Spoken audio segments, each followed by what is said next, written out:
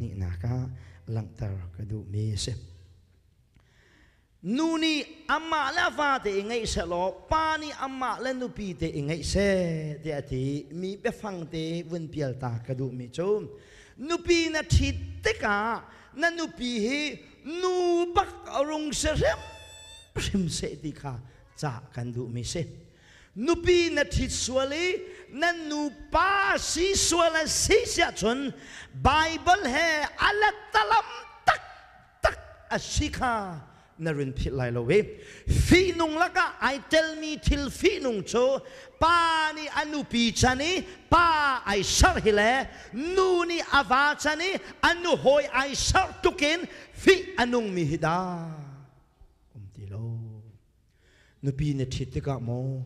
pa ran thi chi chet alai chi va na ngai ti ka mo na va hi nu a si swal chi chet a chun apai tak tak lai ti tha jang pe kan du mi na chu a ram chu zai dai thok de chun boy pa ni pa yan sar sia chun pa ban tuk te khanum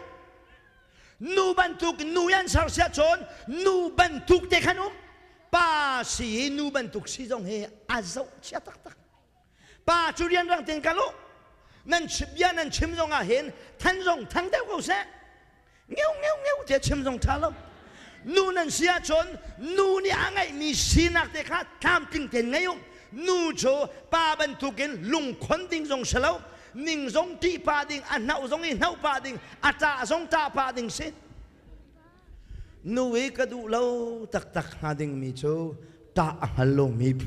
aban ngan pipi mi atan por ngan pipi mi zan zong e adu pau ai choki ning ti zong hello mi pa zong a ti lo mi a ti nung a mu zong e poi lo ti pa ben tu ka mi nu cho ka ti ka du lo tak tak nga nu cho khua vung mi chen ti nai hal pau lo nan ti theng lo zong khan ayo tia vun tiu lo kanin hu pen hala cho nu sining pak a se nu cho nu bantuk bakin kan umok se pa cho pa bantuk bakin kan umok se cho bantuk chen patung cho patung bantuk te bakin kan umok se nutung zong nutung bantuk te umok se pastor zong kan valok selo pastor bantuk te umok se evangelist zong evangelist bantukin patar zong patar bantuk te umok se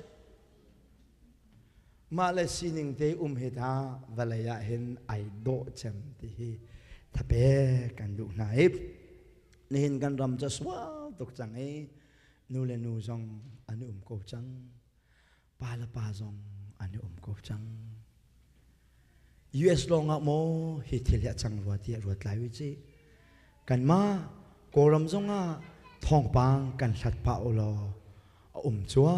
ma ve chang e voi khata chang nu cho ani chong chiamam lai lifestyle an re lai o aman mi nun phung si tian ro lai kan kat chin lang mang lai rin phil hao chu mi phun dang nan to long selo kan ma lai mi lak chong an atam pi te lai ti he atu te lan hin pathian bian kilven chung kan du mi na se